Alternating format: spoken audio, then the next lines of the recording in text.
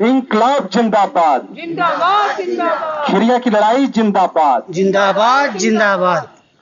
दोस्तों, आज 297वां दिन हम लोग धरने पे आए हुए हैं।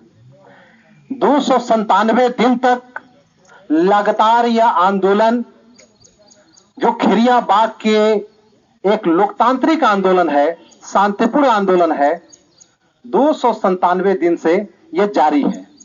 इस 297 दिन में हम लोगों ने ढेर सारे उतार चढ़ाव देखे। उन उतार चढ़ाव में एक समय यह आंदोलन स्वतः स्फूर्त चला। स्वतः स्फूर्त आंदोलन जब धीरे धीरे 8 गांव में जब ग्राम कमेटियां निर्मित हो गई, क्षेत्रीय स्तर पर जमीन और मकान दोनों को हम बचाने के लिए जमीन मकान संयुक्त मोर्चा का निर्माण किए। और देश के ऐतिहासिक किसान आंदोलन जो 13 महीने से 3 कृषि काले कानूनों के खिलाफ दिल्ली बॉर्डर को घेरे हुए था, उस आंदोलन के नेता संयुक्त किसान मोर्चा के साथी आपका समर्थन दिए और आज तक देते आ रहे हैं। संयुक्त किसान मोर्चा ने और जमीन मकान बचाओ संयुक्त मोर्चा ने मिलकर ये 297 दिन में इस चीजों को समझा कि मामला इतना छोटा मोटा नहीं है।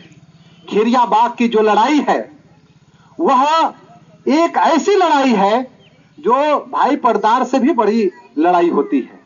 जो हमारे देश में जो कानून बनते हैं, जिसको कहा जाता है भूमि अधिग्रहण कानून और पुनर्वास व्यवस्था, वह भूमि अधिग्रहण कानून ही इसीलिए बना कि हमारे देश की सरकारें 1991 में जब उदारीकरण, निजीकरण और भूमंडलीकरण के नारे के तहत किसानों के जमीनों पर डकैती करने के लिए 1991 में जो नीतियां लागू किया था, और लुके छिपे सारी पार्टियों ने उस कानून को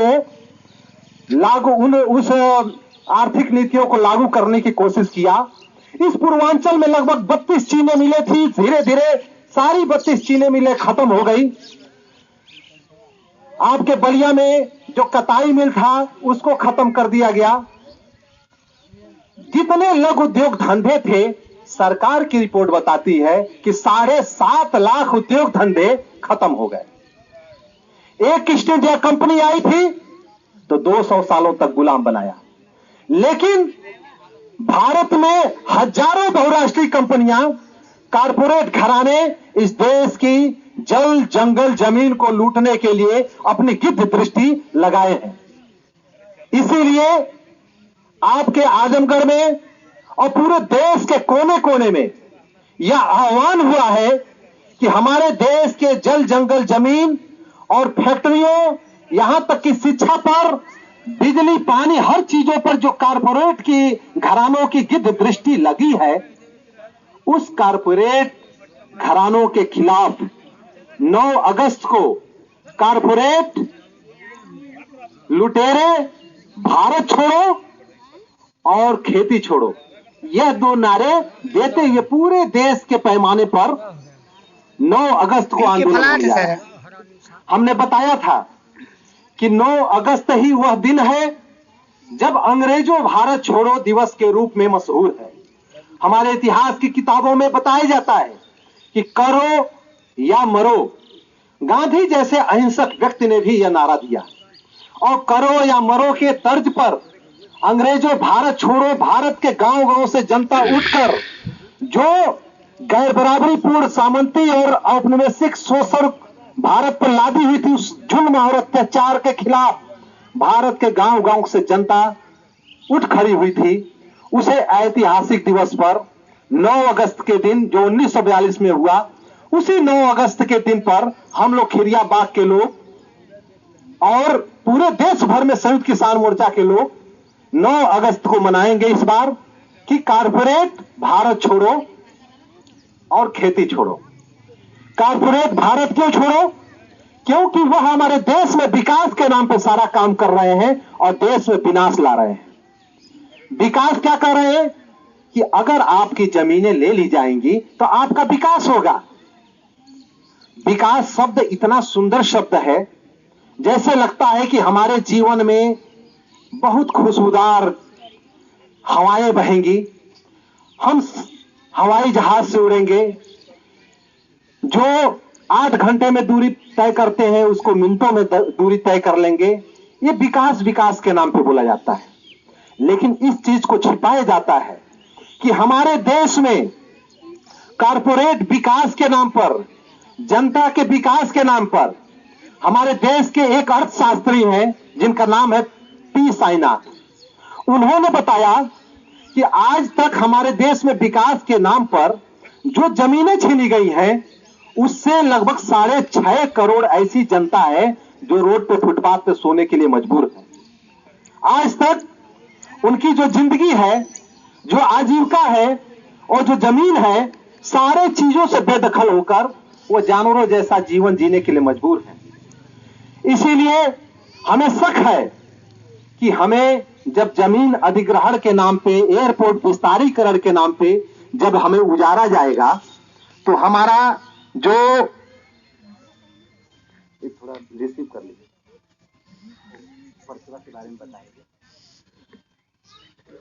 हमारा जो ये जमीन है, हमारा जो इस इलाके की जलवायु है, ये बहुत फसली जो खेती है, घनी आबादी है, वो इसी देश में गुलाम जैसी जिंदगी जीने के लिए मजबूर होगी। इसीलिए इस इलाके के माताएं, बहनें, किसान, मजदूर सभी लोगों ने मिलकर कोशिश किया कि हम सरकार को शांतिपूर्ण तरीके से बताएं कि हम किसी भी कीमत पर, हमें पैसे के हम लोग भूखे नहीं हैं, हम अपनी जिंदगी के भूखे हैं, हम अपने जमीन के भूखे हैं, किसी भी कीमत पर हम आपको जमीन नहीं देंगे, हम इससे असहमत हैं।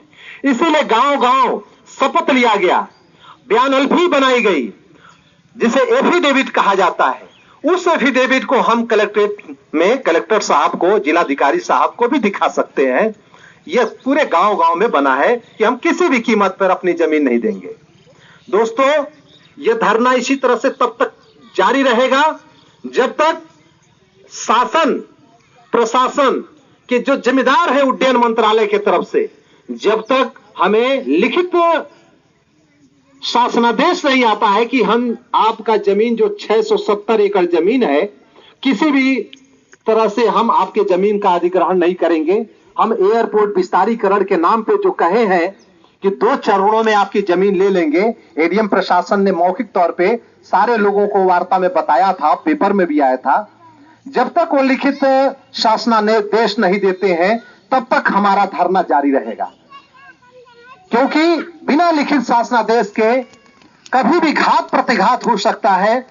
कल को आप कहेंगे कि कौन कहा था, वीडियो रिकॉर्डिंग या पेपर की बातें तो मानी नहीं जाती हैं। तो हमें उड्डयन मंत्रालय द्वारा जारी लिखित शासनादेश चाहिए, जिस चीज को हम मानेंगे कि हाँ, हमारी जमीन ये अधिग्रहित नहीं करेंगे। इसलिए लगातार ये धरना तब तक चलता रहेगा। दोस्तों, यह धरना जब हम खिरिया बाग में दे रहे हैं तो इसी तरह के धरने ऐसा नहीं है कि पूरे भारत में नहीं दिए जा रहे हैं। अभी 14 एकड़ जमीन पर सर्व सेवा संघ के नाम पर हमारे देश में जयप्रकाश नारायण, विनोबा भावे, लोहिया की विरासत पर सर्व सेवा संघ जो हमारे देश में है, वह सर्व सेवा संघ पर अभी गोडसे पंथी, मतलब गोडसे के वारिस लोग उस पर कब्जा कर लिए हैं। हम उसका भी विरोध करते हैं। हम चाहते हैं कि यह आंदोलन पूरे देश का जब आंदोलन बन चुका है तो हम हर अन्याय के खिलाफ भी हम लगातार अपने धरने के जरिए उनके पक्ष में बोलते रहेंगे। इसी के साथ इंकलाब जिंदाबाद।